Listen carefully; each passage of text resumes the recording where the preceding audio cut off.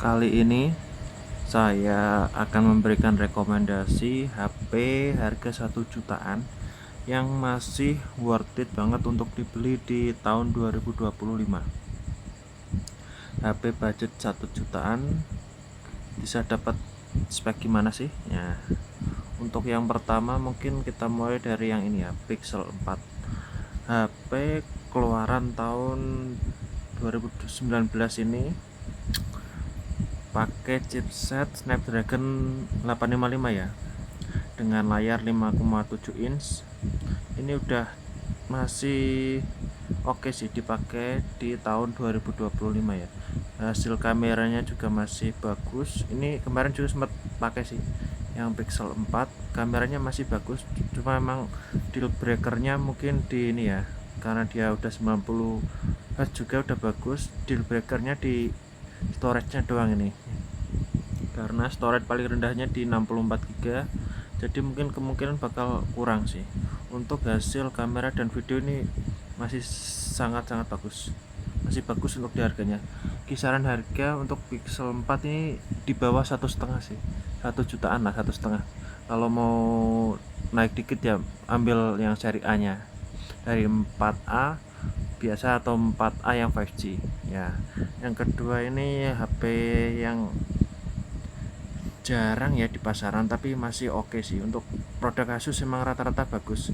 Dia juga pakai chipset Snapdragon 855. Ini Asus Zenfone 6 ya. Biasanya sama sih, tahun keluaran 2019 juga. Ini uniknya pakai kamera flip ya, dua kamera belakangnya bisa flip, jadi dia bisa buat kamera depan. Buat yang suka ngonten sih bagus ini ya. Ini deal breakernya di mana? Ini deal breakernya sih ada di update OS ya, mentok di Android 11. Sekarang kan udah di Android 15 dan jalan di 16 beta. Nah, ini saran sih ngambil yang 128 ya kalau dapat. Kalau 64 GB di tahun sekarang emang rada kurang. Baterai juga udah gede nih. Kamera bagus sih kalau Asus. Selanjutnya yang nomor 3. Nah, kalau ngejar performa buat gaming mending ambil Poco F3 ini. Snapdragon 870, baterai 4500. Wah, gacor nih. Ini emang cocoknya buat yang suka main game karena emang chipsetnya bagus. Sempat make juga yang ini setahun lebih, nggak pernah rewel sih. Kamera sih biasa aja ya, kalau kamera biasa aja, tapi untuk performa masih sangat-sangat layak sih. Harga paling di kisaran 1,5 jutaan. Selanjutnya, nah ini yang saya pakai ya, Samsung S10. Ini kenapa saya masukin juga? Ini pertama karena HP-nya compact ya, ukuran 5,8 inch. Dengan ini juga untuk yang versi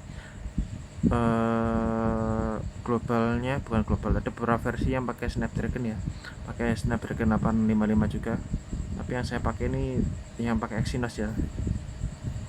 Ini banyak kelebihannya nih, dari yang ukurannya compact juga, sama masih ada headphone jack nih, walaupun baterainya kecil tapi nah ini masih untukannya. Memori terendahnya nih ada di 128 GB, lumayan. Tapi ya ini ada satu kurangannya nih, cuma 60 Hz resolusi layarnya. Refresh rate-nya bukan resolusi ya, refresh nya cuma 60 Hz.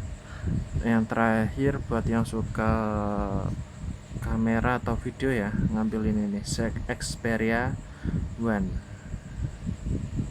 Tapi ngambilnya yang Xperia One ya, jangan yang Xperia 5, karena yang Xperia 5 setahu saya di forum ini banyak masalah di layar. Dia ukuran 6,5 inch dengan chipset Snapdragon 855, RAM 6 GB juga, baterainya 3300. Ini untuk harga untuk HP biasa WiFi only biasanya di kisaran 1 jutaan, yang bisa sinyal sekitar 1,2. Yang suka foto-foto atau video emang oke sih ini. Ya, OS-nya mentok di Android 11 juga. Nah, ini juga deal breakernya di 64 GB untuk HP lama ini internalnya. Jadi ya masih mending oke. Untuk next kita lanjut ke part 2 nya.